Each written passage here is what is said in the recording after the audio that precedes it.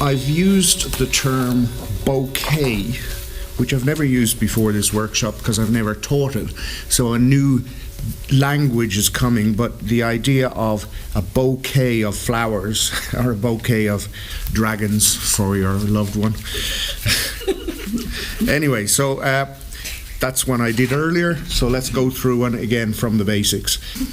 Scheiße.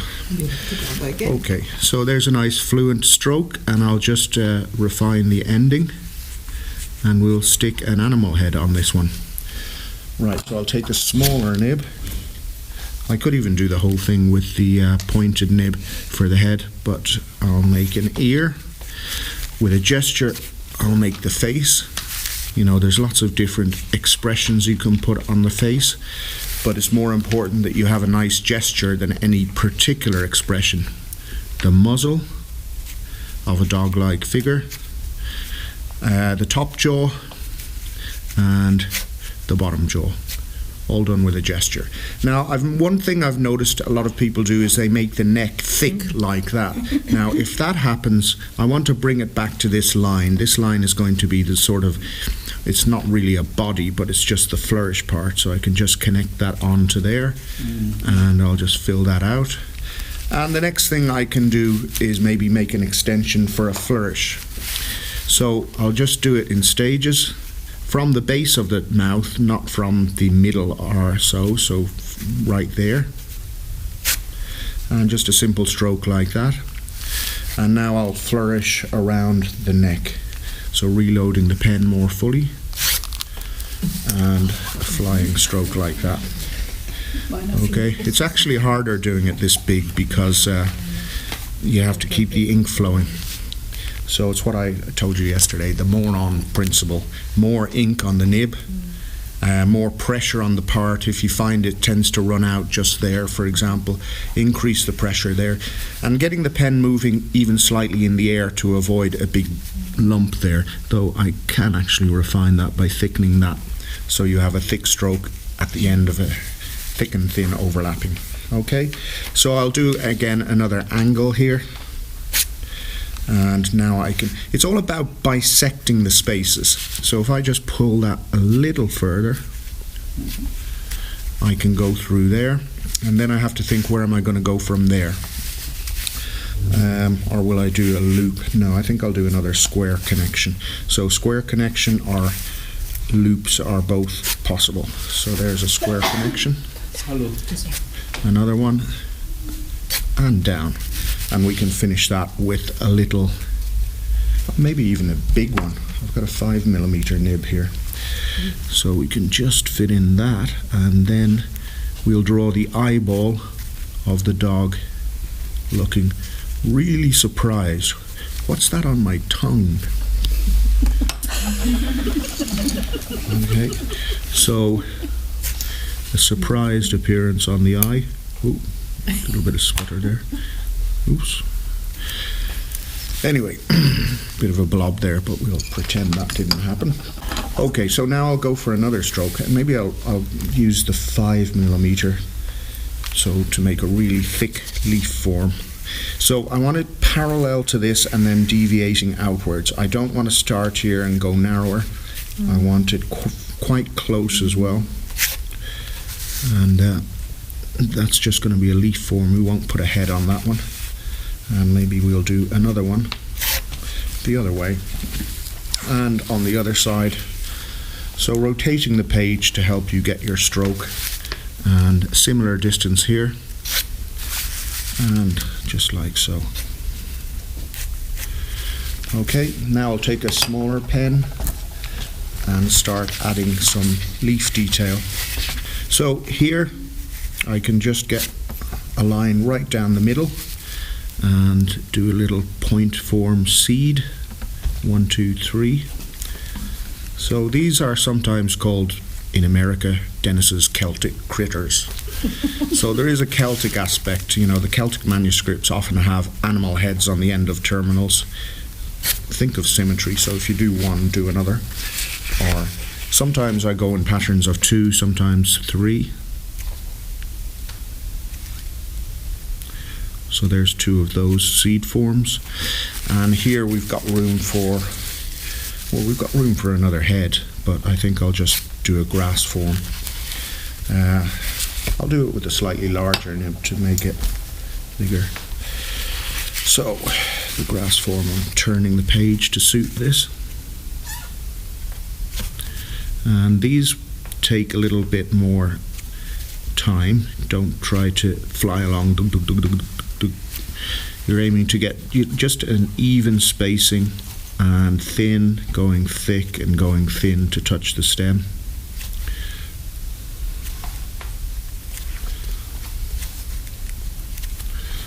And a little twiddle for the last seed.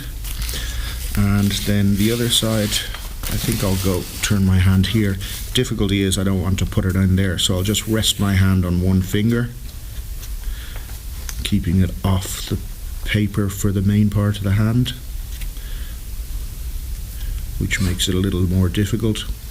In really important work, I'll wait for the other side to dry so I can put my hand down. See, I've already done that.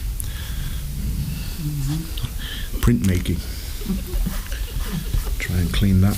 Anyway, maybe it's safer to go for the demonstration just to go on the other side and do it this way. Anyway, a broad edge pen can make a nice sort of sheaf of wheat or whatever you like. And now I think I'll go around here to fill that space. Okay, didn't quite fill in there. I can leave that as what the Chinese call flying white, or I could just retouch it very carefully to fill it in there. And maybe there's room for something here, and that's a simple one stage flourish. Now this one I do want to fill in and actually extend a little bit, so the outline of the stroke is still there. I don't have to change that, I just want to extend it. Okay, and just make sure you've got a good connection. Okay, and maybe I will put another thin dots. So some of you started out by copying the sample I did earlier with a pencil, trying to get every detail, so drawing what I did as a copy. So copying is not really calligraphy. Calligraphy is generating each form new one by one. Having said that, some people are just more naturally drawn to drawing, and some people are more writ to writing, which doesn't quite make sense, but sounds good. Anyway, so then from there, the next stage would be to connect multiple flourishes. Say I want to go up there. I can go like that and maybe draw another head. I'll switch to a smaller pen.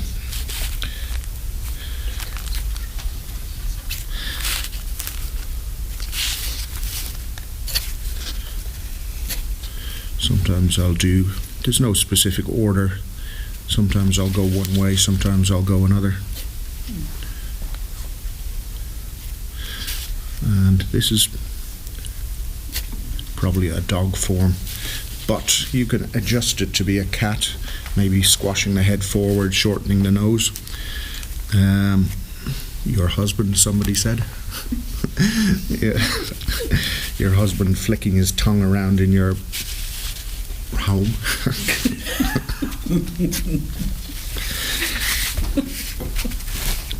In German we say you had a clown at breakfast. You had a clown at breakfast? Yeah, you ate a clown, that's why you... Right. So...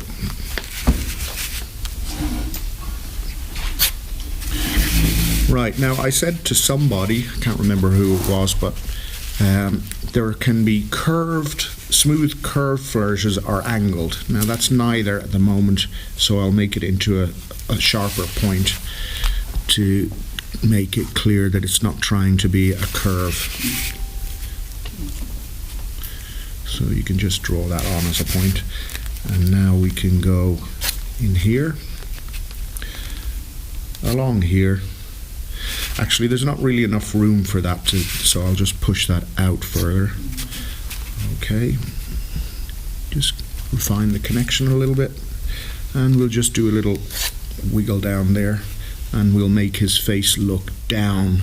His eyeball will be looking down at this point.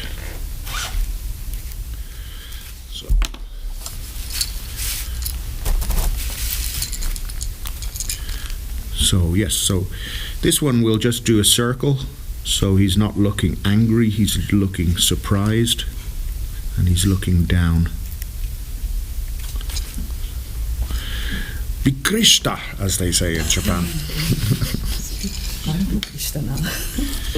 So now I notice this space needs a little bit of tightening up with that one, so some of you, well actually that wouldn't be too bad if I tighten up these spaces, you know, but this would be too small. But if I go close to that, I have to reach my hand across this, but I think I can manage that. Just as well I'm wearing a black shirt. Right, so I've already shown you how you can remove little spots like this. Most of them went off the page and onto me. So now where am I going to go? Okay, so this needs another one. So again, I have to reach across so as not to. So we put a straight stroke between the loops, and then we can bring that down here, maybe through here, and I think we're done. So my self-criticism says that should have crossed halfway, but you know, we're not aiming for perfection, we're aiming for energy. Okay, now let's see, where can I put something to fill this? Right, okay, so I can go, I might try going this way this time. Oops, that didn't work very well. Have to rejoin that, and now we're right in the middle of this. We can go out there, and so that's going, so it's not connected to anything yet, but I'll let it finish there with another little triplet. And yes, it's not coming from anywhere so far, so yeah, maybe I'll make it branch from there. Okay, yes, you know when you've gone too far is when it starts looking, you only know you've gone too far when you've gone too far. And I went a little too far there. Anyway, I'll just add another branch out here. Ink didn't flow that time. So it would be a mistake to try and carefully go over all of that, so I'll just let that stay there as a flying white. And that's the way you can build up. So maybe one final enveloping loop there. So yeah, the points many of you were making is too wide distance between the part of the bouquet where you might hold, and then an expansion where you're dividing. This is not good. I've gone too far there. So, but an expanding space, so not getting too small spaces in these. Again, that's getting towards too small. So the one I did earlier was actually better. But when you put a camera in front of yourself, stuff is bound to go wrong.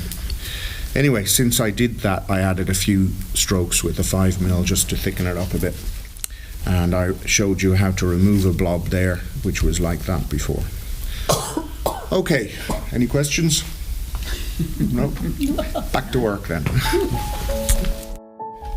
So this piece has a more complex array of flourishes than any of the others.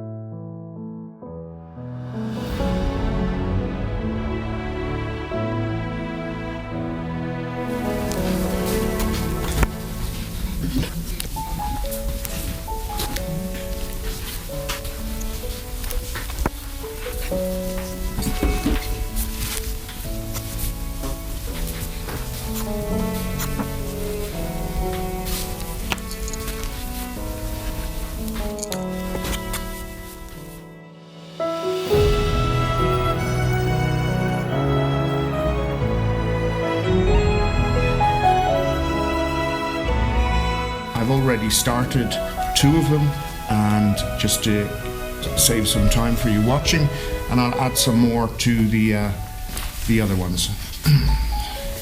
So the first one I started this way up. I pulled around so the head would be the correct way up, and then just added some extensions. Okay, now to connect the first to the second, I've started across this P and waved around to there. So I'm planning to do a head on that.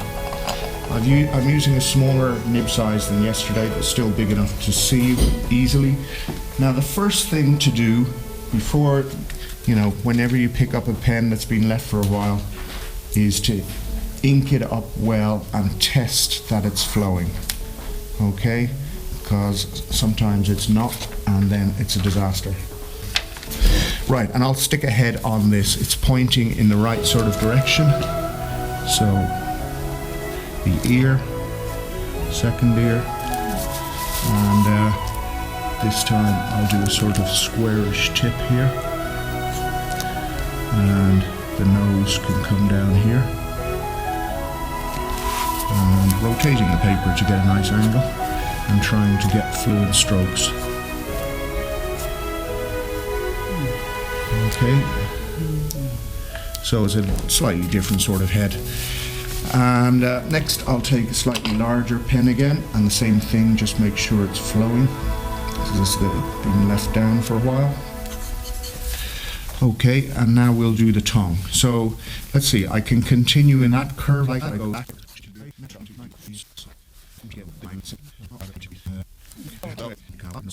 Reach out to here and take it back a little bit and bisect that space again, taking it up here. Okay, and now that invites me to go up here and back to the edge, and one more, and I'm starting to use this as one of my dividers. Right. Just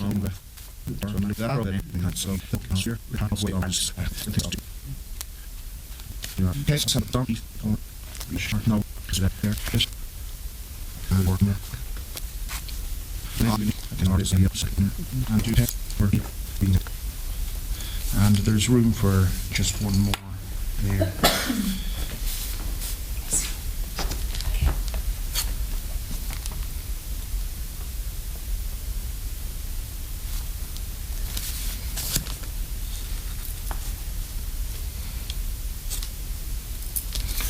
Okay, so I filled out the shape. I'm not mad on that flourish, but that's the way I approach it, So again, I did this one in advance, and it all, the most important point about demonstrating or about flourishing is don't do it with 15 people watching. Yeah.